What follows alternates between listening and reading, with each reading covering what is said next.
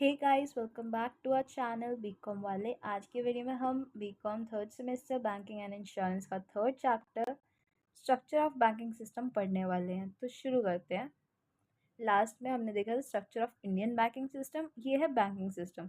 ये चैप्टर भी पिछले वाला जैसे ही रहेगा, इसमें से 5 मार्क्स का शॉर्ट डेफिनेशन का ही इंपॉर्टेंट रहेगा। तो स्ट्रक्चर ऑफ बैंकिंग सिस्टम, इसमें unit banking, branch banking, chain, group, correspondent और यूनिवर्सल बैंकिंग। तो सबसे पहले यूनिट बैंकिंग देखते हैं।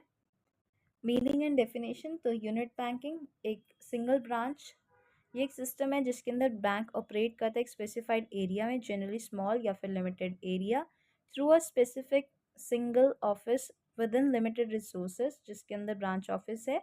ये ऑफन रेफर्ड किया जाता है एज लोकलाइज्ड बैंकिंग। तो इसके अंदर ये कन्फाइंड टू स्पेशल या फिर हमारी स्पेसिफिक प्लेसेस। तो as an independent unit bank, ये कॉरपोरेशन है जो ऑपरेट करता है one office that is not related to other banks through either ownership या फिर कंट्रोल। तो एडवांटेजेस ऑफ यूनिट बैंकिंग, सबसे पहला एफिशिएंट मैनेजमेंट। तो unit banking single office bank है अंडर मैनेजमेंट। तो it can be effectively manage and control with minimum managerial cost. Second है based on local needs. तो unit bank is localised banking, जैसे हमने देखा। तो ये बैंक मच मोर रिस्पॉन्सिवनेस है towards the needs of locality. ये क्लोज कॉन्टैक्ट बनाते हैं विद लोकल पॉपुलेशन और मैनेज किए जाते हैं बाय लोकल इंडिविजुअल। थर्ड है elimination of ineffective banks. As it suggest, एक ineffective banking unit would fail to function और फिर उसको एलिमिनेट किया जा सकता है automatically. Second, monopolies. Unit system of banking imply करता है एक inherit check on monopoly banking. Fifth है no delay, since all decision making is done at its local level. तो उसके अंदर कोई एलिमेंट नहीं होता इन्वॉल्व डिले का। नो डेंजर टू इकोनॉमी, तो फेलियर, अगर हमारा यूनिट बैंक फेल भी कर जाता है, there is no danger to economy. Balance growth, unit bank ensure करता है एक balance growth of economy. It will not drain out of financial resources of villages या फिर हमारे small towns to big industrial centres. Disadvantages क्या रहेंगे? Lack of specialisation. Unit bank are small scale banks with limited scope. ये bank lack करते हैं division of labour और specialisation. High remittance cost, एक self explanatory. No geographically distributed risk. तो unit bank local based होते हैं। It means यहाँ पे कोई भी पॉसिबिलिटी नहीं है जोग्राफिकल डिस्ट्रीब्यूशन ऑफ रिस्क की। यूनिट बैंक फील करते हैं टू डाइवर्सिफाई रिस्क, जो रीज़न उसका क्या रहेगा? Highly localise operations. फोर्थ है lack of banking facilities in small towns. Fifth, difficulty in facing economic crisis. तो यूनिट बैंक स्मॉल के साइज हैं, तो लिमिटेड रिसोर्सेज है, तो डिफ़िकल्ट होता है टू फेस डिप्रेशन और other economic crisis to unit bank. Six, the lack of train staff. Unit bank able नहीं होते टू एम्प्लॉय हाई ट्रेंड, तो इस करके they lack because of small scale operation. Second है हमारा बैंक जो related है टू ब्रांच। तो इस केस में large network of branches scattered किए जाते हैं ऑल ओवर द कंट्री। तो ब्रांच बैंकिंग रेफर करते हैं वेरियस सिस्टम ऑफ बैंकिंग जिसके अंदर बैंक इस्टेब्लिश करता है हेड ऑफिस इन सब बिग सिटीज़ और ऑपरेट करता है different branches all over country. तो सम ऑफ द ब्रांचेस जैसे फॉरेन कंट्रीज़ के हैं जो पॉपुलर है इंडिया में, Britain, Canada, France, Germany etcetera. एक ब्रांच बैंक वो रहता है जिसके अंदर बैंकिंग कॉपरेशन डायरेक्टली ओन करी जाती है बाय टू या फिर मोर बैंकिंग एजेंसीज। तो एक बैंकिंग रिलेटेड टू ब्रांच वो है जहाँ पे बैंक रेंडर कर रहा है अपनी बैंकिंग फैसिलिटीज़ एट टू और मोर प्लेसेस। हेड ऑफिस है overall control over working of various branches.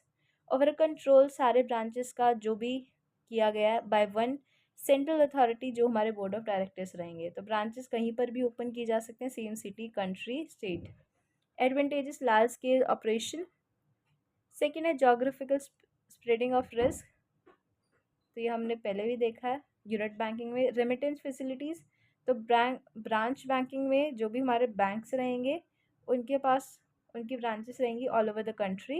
Economic cash reserve, bank branches system वो होते हैं जो कि मिनिमम कैश रिजर्व रखते हैं in their different branches, which result in economy of cash reserves.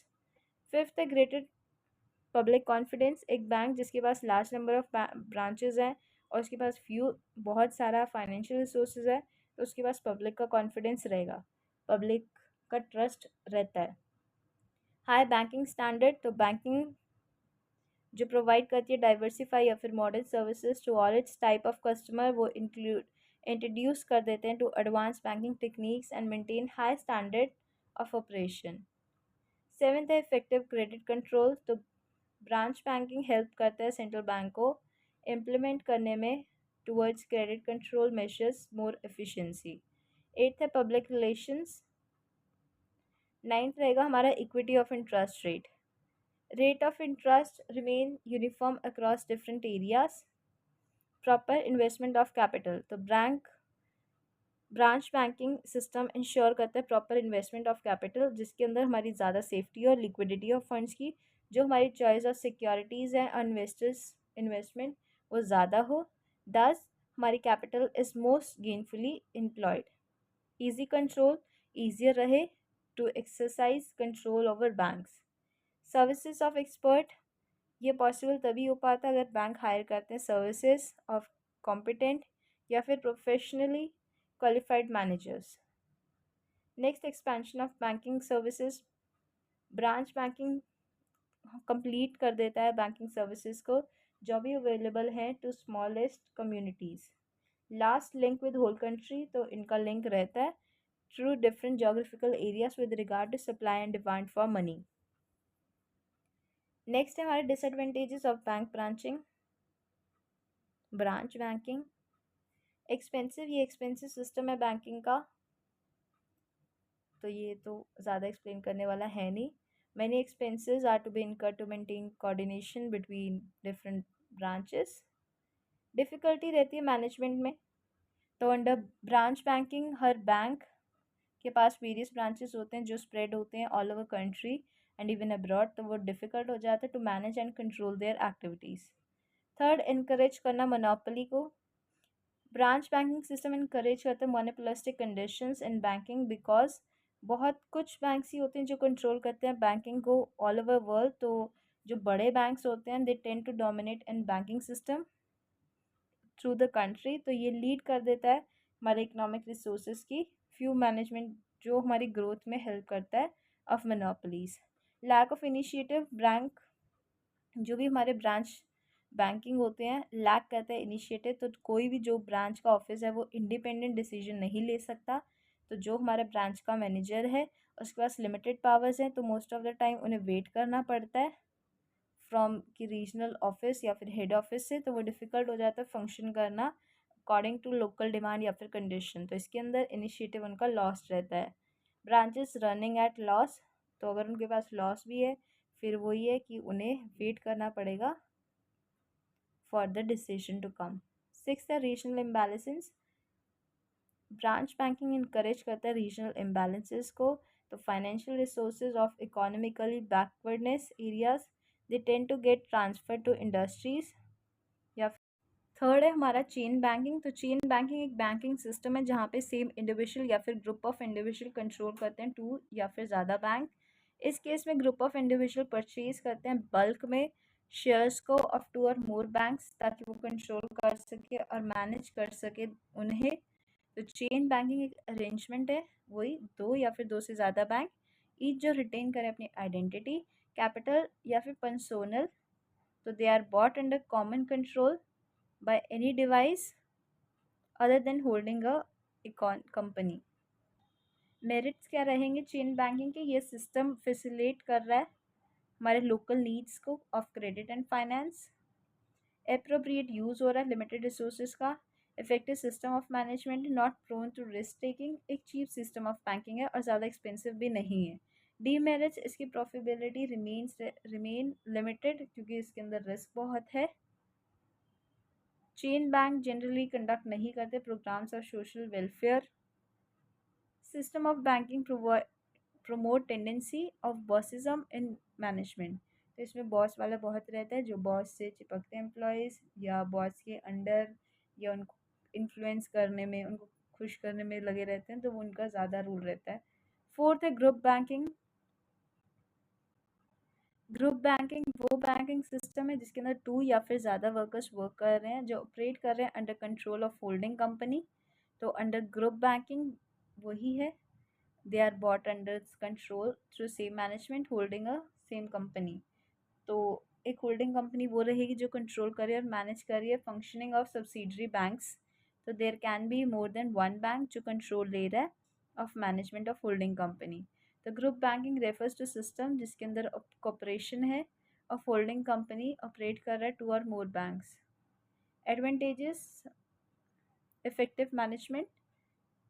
Second है adequate liquidity, तो high degree of liquidity of concerned group being the whole group of banks, ये कंट्रोल्ड है and is managed by one parent company. Economical है, ज़्यादा महंगा नहीं है। Fourth specialization, different subsidiary companies tend to specialize in different aspects of banking. Disadvantages, rigid control, less control. तो इसके अंदर ग्रुप बैंकिंग लैक करता है due to flexibility, less mobility of funds, funds बहुत कम है as compare to branch banking system. Few branches, तो group banking relatively कम ब्रांच है as compare to branch banking. तो ब्रांच वैसे ब्रांच और बैंक ग्रुप बैंकिंग सेम ही रहता है, बस मेजर डिफरेंस ऑफ कंपनीज आ जाता है। फिफ्थ है कॉरेस्पॉन्डेंट बैंकिंग, तो ये एक अरेंजमेंट है जो एग्जिस्ट कर रहा है among banks through out country, जो बेस्ड है on practice of smaller banks जो कैरी कर रहा है deposits with larger bank in exchange for performance of various services. तो मेन फंक्शंस क्या रहेंगे? Procurement of currencies and coins from central bank for distribution among smaller banks। ये help करता है क्लियर करने में collection of cheques for member banks, assist करता है डोमेस्टिक या फिर फॉरेन पेमेंट्स, प्रोवाइड करता है एजेंसी सर्विसेज।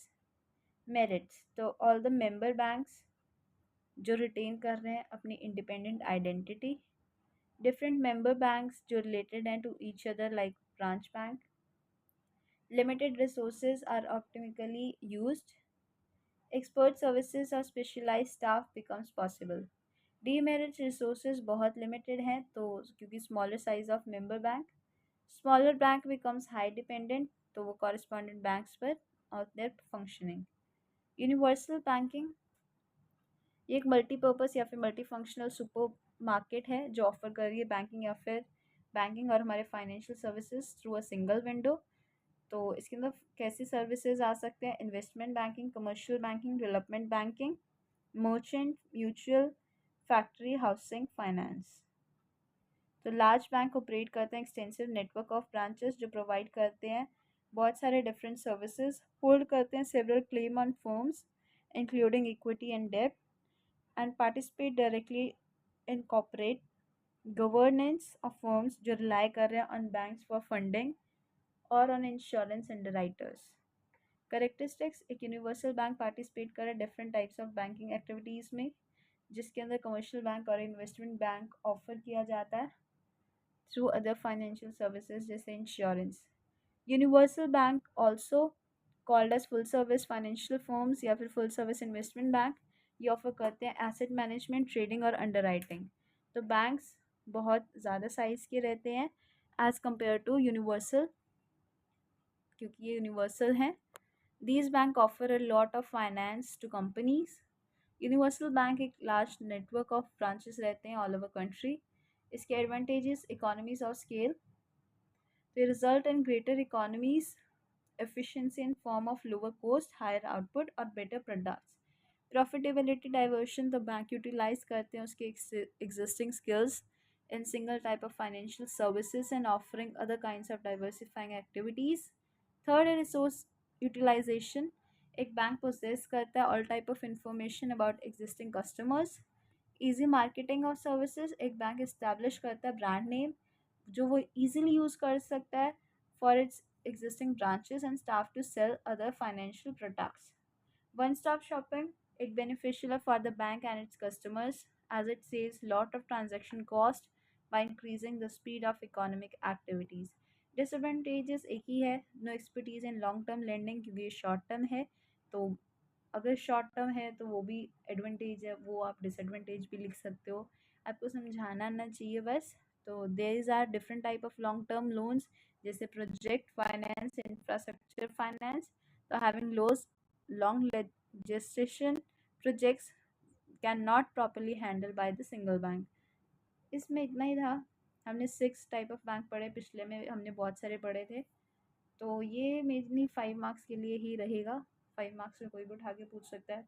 15 के लिए बहुत रेयर पूछ सकता है, क्योंकि इसका सिलेबस बहुत वास्ट है। ईजी है पर सिलेबस वास्ट है। तो आई होप आपको कोई डाउट नहीं होगा इसमें। जो डेफिनेशंस है वो आपको याद ही करनी पड़ेगी। जैसे यूनिवर्सल का सेल्फ एक्सप्लेनेटरी है कि हर जगह अवेलेबल है, तो उसमें ज़्यादा कुछ समझाने वाला यह kind of banking and insurance is a easy subject बाकी सब्जेक्ट्स के कंपैरिजन में, क्योंकि ना इसमें प्रैक्टिकल है और सेम ही रिपीटेड क्वेश्चंस हैं, सेम ही आते हैं। और एक बार अगर आप रीड भी करोगे आपको सब समझ आ जाएगा।